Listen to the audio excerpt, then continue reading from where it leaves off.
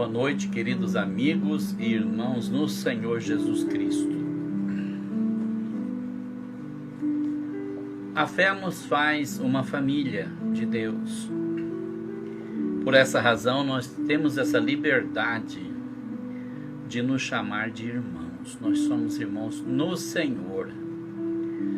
Não somos a mesma família, não somos parentes, mas pela adoção de Jesus Cristo, passamos a fazer parte de uma grande família, a família de Deus, onde só existe um Pai, que é Deus, um só mediador, que é Jesus Cristo, e todos nós somos irmãos e irmãs nessa grande família de Deus. E hoje Deus toca no meu coração para meditar com vocês na palavra de Deus, na segunda carta do apóstolo São Pedro, no capítulo 1. Eu vou estar lendo alguns versículos, depois a gente vai estar comentando. Eu gostaria que vocês participassem comigo, mandassem comentários. Eu vou tentar parar ali e responder. Eu não sei se eu vou conseguir, eu sou muito novo nessa área ainda. Mas juntos nós podemos nos edificar na fé de nosso Senhor Jesus Cristo. Simão Pedro, servo e apóstolo de Jesus Cristo, aos que conosco alcançaram fé igualmente preciosa pela justiça do nosso Deus e Salvador Jesus Cristo. Graça e paz vos sejam multiplicadas pelo conhecimento de Deus e de Jesus nosso Senhor, visto como seu divino poder nos deu tudo que diz respeito à vida e piedade, pelo conhecimento daquele que nos chamou pela sua glória e virtude, pelas quais ele tem nos dado grandíssimas e preciosas promessas, para que por elas fiqueis participantes da natureza divina, havendo escapado da corrupção que pela concupiscência há no mundo. Olha, aqui nós temos dois pontos que nós podemos nos ater. Primeiro, Deus tem nos dado grandíssimas promessas. E quais são essas promessas? Através dessas promessas, nós podemos ser participantes da natureza de Deus. Olha que coisa incrível, né? A Escritura desvenda aqui um grande mistério. Muitas pessoas pensam que um dia vão para o céu e vão chegar lá e vão subir num monte muito alto, ficar cantando igual uma cigarra, igual um canarinho. Mas não é isso não. A Escritura mostra claramente que Deus tem um propósito em nos levar para a glória. Você não vai para a glória só para chegar lá e falar, nossa, eu consegui chegar no céu e acabou. Não, não vai acabar, vai ser o começo, vai ser o início. Vai ser o início. Nós vamos ficar sendo participantes da natureza divina. Por que Deus nos faria participantes da promessa divina? Porque, muito simples. Porque a natureza dele é doar, é compartilhar, doar vida. Ele é o dono da vida, ele é a fonte da vida, e ele tem prazer em doar vida, ele tem prazer em compartilhar. Então ele nos convida para sermos participantes de todas as suas riquezas, de todas as maravilhas que ele desfruta. Dá para imaginar como é o céu, como é a presença de Deus? Dá para imaginar como é a vida que Deus leva na glória, longe do pecado, longe da maldade, longe da corrupção, longe de tudo aquilo que não presta, só bênçãos, maravilhas, coisas lindas. Ele quer que nós sejamos participantes disso. Esse versículo 4, ele tem uma riqueza tão grande de conhecimentos de mistérios de Deus, muito grande, sabe? Porque aqui diz que Deus tem nos dado grandíssimas e preciosas promessas. E aí a pessoa fica pensando, mas que promessa pode ser essa? Olha, o apóstolo Paulo disse na primeira carta aos Coríntios que as coisas que o olho não viu, que as coisas que o ouvido não ouviu, que as coisas que não passaram pela imaginação do ser humano são as coisas que Deus preparou para aqueles que o amam. Isso é glorioso demais. Você consegue imaginar como pode ser a vida futura no paraíso de nosso Senhor? Você consegue imaginar? Vamos fazer um paralelo entre essa vida e aquela. Aqui nós sabemos que nós nascemos, né? O bebezinho vai se desenvolvendo, vira criança, depois vira pré-adolescente, adolescente, jovem, meia-idade, aí fica velho e aí morre dando aquele monte de trabalho. Alguns não, né? Mas é exceção. A maioria dá muito trabalho antes de morrer. Então, você já sabe que a vida é isso, e tem pessoas que nascem e crescem e batalham pela vida e trabalham em 1, 2, 3 empregos e ajunta dinheiro e compra casa e compra carro e forma um patrimônio tremendo, e quando vai desfrutar, já está na hora de morrer, deixa tudo para trás. Que é só uma ilusão, que não faz sentido tudo isso aqui. Tudo que nós fazemos, nossas conquistas, a batalha, você faz uma faculdade e você guarda dinheiro e você compra casas e carros e tudo mais, e depois você vai embora e larga tudo para trás. Se você for parar para pensar, não faz muito sentido. Mas vamos pensar em qual seria o propósito de Deus para as nossas vidas. E esse versículo, ele revela um grande mistério. Ele nos tem dado grandíssimas e preciosas promessas. Deus nos tem dado preciosas promessas. Isso fique bem claro. Você não é chamado para ser uma pessoa que vai na igreja igual um soldadinho de chumbo, e você dá sua oferta e toma comunhão e vai embora para casa e acabou. Participar de um ritual apenas, não, Deus tem coisas muito importantes para a sua vida, Deus tem coisas preciosas. Ele chamou você porque Ele tem grandíssimas e preciosas promessas. Eu fico imaginando às vezes, desde criança eu lia gibi do Superman e outros super-heróis, essas coisas fantásticas que não existem nesse mundo, e ficava imaginando a possibilidade de conseguir esse poder. Seria maravilhoso você voar pelas nuvens, ir para outro planeta e ter aquela força descomunal. Mas isso é nada, é quase nada perto das preciosas promessas de Deus para a nossa vida. É por isso que está escrito ali, pelas quais Ele nos tem dado grandíssimas e preciosas promessas, para que por elas fiqueis participantes da natureza divina. Sabe o que é a natureza divina? Vamos explicar. Nós temos a natureza humana. Eu não preciso falar da natureza humana, porque vocês sabem muito bem como é, né? A natureza humana é aquela coisa cheia de decepções. Você idealiza uma pessoa e se apaixona por ela, e depois, na convivência, você vai descobrindo quantos defeitos a pessoa tinha e você não sabia. Claro que tem pessoas excepcionais, mas são diamantes, difícil de achar. Mesmo assim, elas têm defeitos também, ela tem suas falhas, porque faz parte da natureza humana. A natureza humana, ela é corrompida pelo pecado desde o início, e a natureza humana, ela nos carrega sempre para o pecado. O pecado traz a maldade, o pecado opera a iniquidade, o pecado opera a concupiscência. Eu conversei um dia com uma amiga minha, é uma moça muito bonita e tem uma família linda, muito bem casada, tem um bom emprego, o marido dela é bem empregado, é uma pessoa muito fina, educado, gentil. Ela disse para mim: Miguel, não dá para entender por que tudo na minha vida é perfeito e eu ainda tenho vontade de ter alguma aventura. O que seria? Como é que você explica isso? Eu disse: a natureza corrompida pelo pecado, tá? Então, olha só, nós temos aqui grandíssimas e preciosas promessas. E essas promessas de Deus é que todas essas nossas falhas da natureza humana, elas serão sanadas, elas serão esquecidas, elas serão abolidas, porque nós vamos viver na eternidade, e a promessa de Deus é que nós nos tornaremos participantes da natureza divina.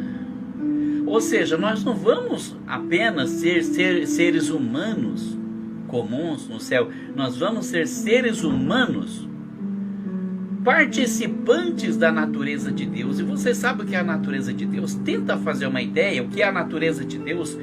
Vamos começar entendendo aqui, eu falando a respeito do nosso grande mestre e exemplo em tudo, nosso Salvador Jesus Cristo. Ele tinha uma natureza divina. A palavra mostra claramente que ele era ele, o Pai e o Espírito Santo no início. Quando criou o céu, a terra, tudo que existe, ele era a palavra, ele já fazia parte da Trindade Santa. E não é bastante isso, ele era da mesma essência de Deus. Se você estudar teologia básica, eu tenho um canal no YouTube que tem uma série de estudos sobre isso, sobre a natureza de Deus. Você pode procurar ali, está do lado do Ninguém Vai Me Calar, tá, Escola Bíblica na internet, e você vai encontrar todos esses dados. É muito importante conhecer essas coisas. Jesus tinha a natureza divina porque ele era Deus com o Pai e o Espírito Santo. Mas ele foi encarregado de uma grande missão: nos salvar, nos resgatar do pecado. E a Bíblia diz que ele desceu do céu, tornou-se carne. Paulo diz aos Filipenses, se não me falha a memória, que ele despojou-se a si mesmo, ou seja, ele tirou aquela natureza divina, aquela majestade, aquela glória, aquele poder que ele tinha, entregou na mão do Pai e disse: Pai, vou me tornar um homem. Ele assumiu uma natureza humana, sem pecado, claro. Foi o único ser humano que nunca pecou, nunca contou uma mentira, nunca enganou ninguém, nunca teve maus pensamentos, nunca teve maldade nenhuma. Foi tentado em tudo como nós, mas sem pecado. Foi o ser humano perfeito, o modelo que Deus quer usar para nos tornar seres humanos perfeitos quando nós formos para o paraíso celestial. Ele deixou a natureza divina no céu, porque ele precisava morrer pelo pecador. Esse era o plano de Deus, que Jesus morresse por nós. Então ele desceu da glória, tornou-se um homem, nasceu no ventre da Virgem Maria, e aí ele se formou um homem. Ele poderia simplesmente aparecer aqui na terra, simplesmente, ele poderia nascer de uma flor, mas ele quis se tornar humano como nós. Ele quis conhecer as nossas fraquezas para poder se compadecer de nós. É por isso que você não pode julgar uma pessoa que caiu, que está tentando se levantar, uma pessoa que está tentando acertar e não consegue. Você precisa ajudar, esforçar e não julgar, porque Jesus, ele se compadece dessas pessoas. Você que já fracassou várias vezes, que diz: olha, para mim não tem mais jeito. Tem jeito sim, porque existe um advogado no céu que todos os dias entra diante do Pai, mostra as mãos feridas e fala: Pai, eu também morri por essa pessoa aí, ou melhor, eu morri também por essa pessoa aí, e eu quero que essa pessoa tenha uma nova oportunidade. Ele está fracassando porque a natureza humana é corrompida, Pai.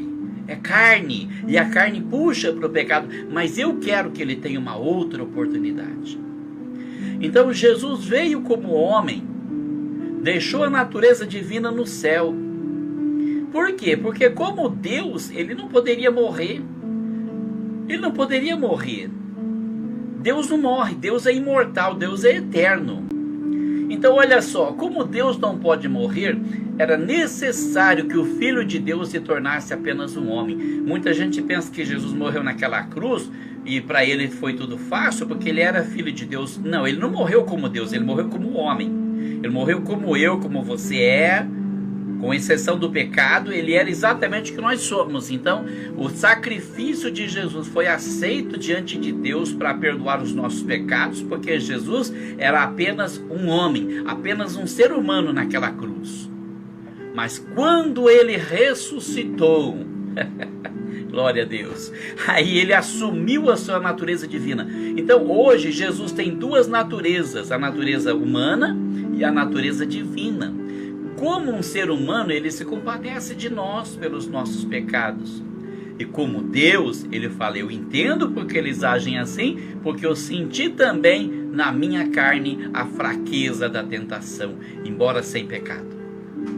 Então, essas promessas, elas nos fazem nos tornar participantes da natureza divina. E olha, quem falou isso aí foi o apóstolo Pedro, aquele apóstolo chucro, que não entendia muita coisa, aquele que era um trapalhão, vivia fazendo trapalhada, mas se tornou um homem brilhante pela palavra de Deus. Porque é isso que acontece. Toda pessoa que se dedica ao conhecimento das coisas de Deus, a mente da pessoa se abre de uma forma que a pessoa se torna brilhante. Você pode pegar um porteiro de um prédio e dar aula para um professor formado, um mestre, um doutor em qualquer PhD que possa existir, porque a mente da pessoa se abre. A mente da pessoa se abre. E aí o que aconteceu? O apóstolo Pedro traz essa revelação maravilhosa, que ele diz assim: pelas quais ele nos tem dado grandíssimas e preciosas promessas, para que por elas fiqueis participantes da natureza divina. Então você começa a imaginar um Superman, um Lanterna Verde, isso não é nada, um Thor, que é um falso Deus, né? Isso não é nada perto daquilo que nós seremos um dia lá na eternidade. Por quê? Porque nós vamos nos tornar participantes da natureza divina.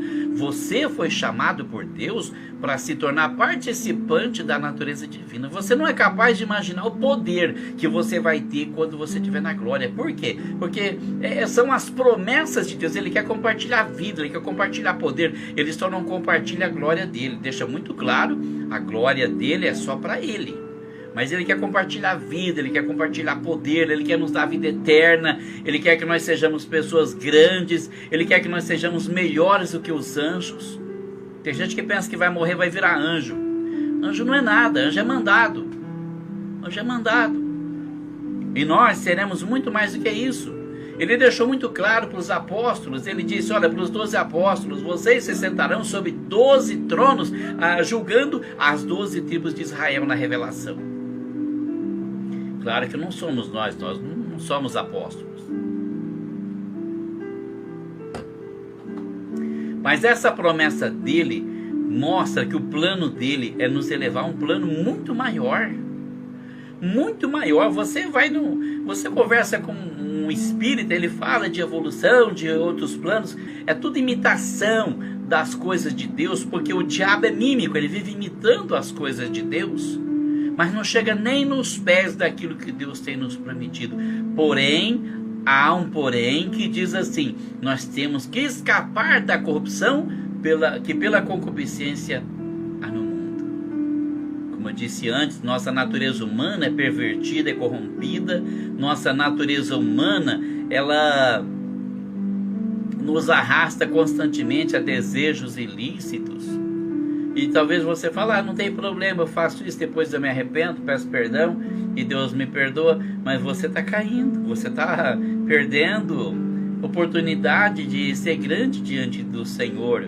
Você está arriscando a jogar fora o que você tem de melhor, que é o seu nome escrito no livro da vida. Você vai fracassando e até chega num ponto que o diabo põe na sua mente que para você não tem mais jeito. Como a salvação é pela fé, se você passar a acreditar que não tem mais jeito, você perde a salvação, porque a salvação se adquire pela fé. Se eu não acredito, eu não tenho fé, não tenho salvação, não tenho perdão de pecado, não tenho vida eterna, e o meu nome já não está mais escrito no livro da vida. É bem assim. Eu sei que tem muita gente que fala que uma vez salvo, eternamente salvo, mas não é bem assim não. O próprio apóstolo Pedro, ele deixa muito claro que nós precisamos batalhar pela fé que uma vez foi dada aos santos. Nós precisamos batalhar por essa fé. Pedro fala isso, Judas também fala, nós precisamos batalhar por essa fé. Então, não é assim, uma vez salvo, para sempre salvo. Ou como aquela doutrina calvinista que diz assim, que a pessoa já é predestinada à salvação. Isso não existe. Você faz suas escolhas e Deus honra as suas escolhas. Se você escolher andar com Deus, Deus vai andar com você. Se você escolher deixar Ele, vai te deixar também. Lá em Crônicas, o profeta foi encontrar o rei no caminho para a batalha e disse para ele, assim diz o Senhor, rei Asa, enquanto estiverem com o Senhor estará contigo, mas se vós o deixardes, Ele também vos deixará. Isso é muito claro na Sagrada Escritura.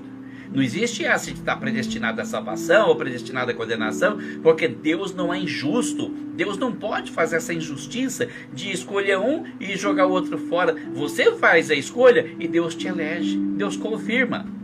Mas se você não fizer uma escolha acertada, como é que Deus vai te eleger, vai confirmar uma escolha que você não fez? Como? Agora, as promessas de Deus são grandes, são preciosas, porque nós vamos nos tornar participantes da natureza divina. Já pensou que coisa gloriosa? Você está lá diante do trono do Senhor e de repente Ele te chama e fala: olha, do outro lado do universo, no planeta X, eu estou tendo um problema, eu preciso que você vá até lá numa missão para mim. Você pode fazer isso? Sim, Senhor, é uma honra para mim, um privilégio servir o Senhor. Vá até lá e leva uma mensagem para mim. Então você pode pensar: e agora, como é que eu faço? A sua mente vai estar tão aberta, você vai ter aquele poder de pensar no planeta e você já aparece lá.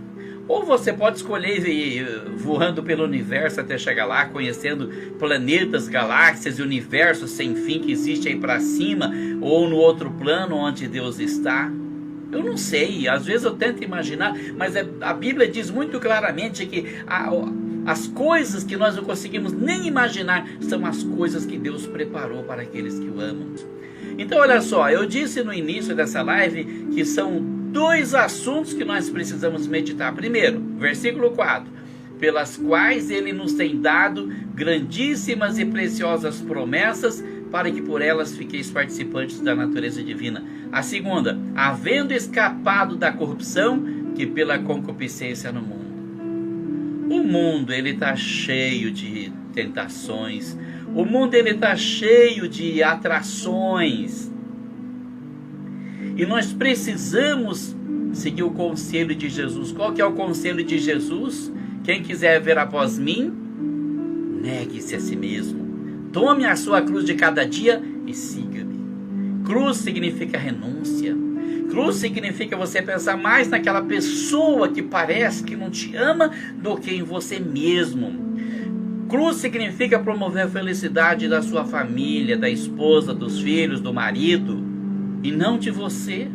A sua não tem importância. Mas como assim não tem importância? É que Jesus também não se importou com Ele mesmo, porque se Jesus fosse se importar com Ele mesmo, nós não teríamos essa condição privilegiada de sermos chamados filhos de Deus, de receber essas grandíssimas e preciosas promessas das quais fala o apóstolo Pedro. Nós não teríamos. Porque Jesus renunciou o tempo todo. Primeiro renunciou à sua natureza divina que Ele deixou no céu. Depois renunciou a uma vida de riqueza. Podia ter nascido num palácio cheio de ouro, mas nasceu num berço de jumento beber água. Viveu aquela vida pobre, fugindo da violência, porque desde o seu nascimento queriam tirar a vida dele. Ele precisou lutar pela vida dele, para preservar a vida dele, para que pudesse cumprir a vontade de Deus e morrer por nós para nos salvar. O tempo todo ele renunciou. Quando começou o seu ministério na terra, foi renúncia em cima de renúncia. Ele não tinha um lugar para passar a noite. Ele dependia das pessoas para tudo, para comer, para beber, para ter uma roupa para vestir. Ele dependia das pessoas para ter um teto para dormir.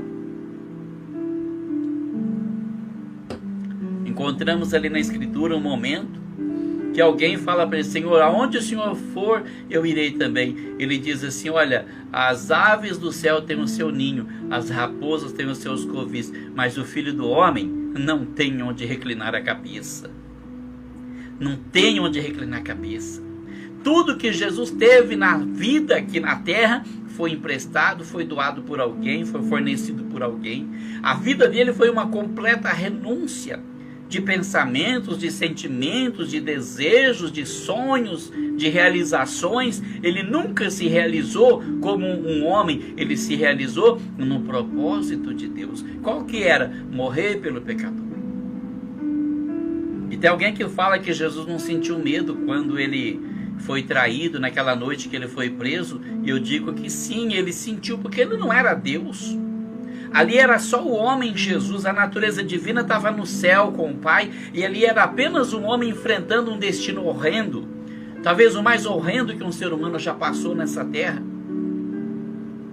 a tal ponto de ele se ajoelhar e dizer: Pai, se for possível, passa de mim esse cálice. Em outras palavras, ele queria dizer: Pai, eu estou apavorado, mas eu não quero fazer minha vontade, eu quero fazer a tua, então faz aquilo que o Senhor achar melhor. E veio um anjo confortar ele.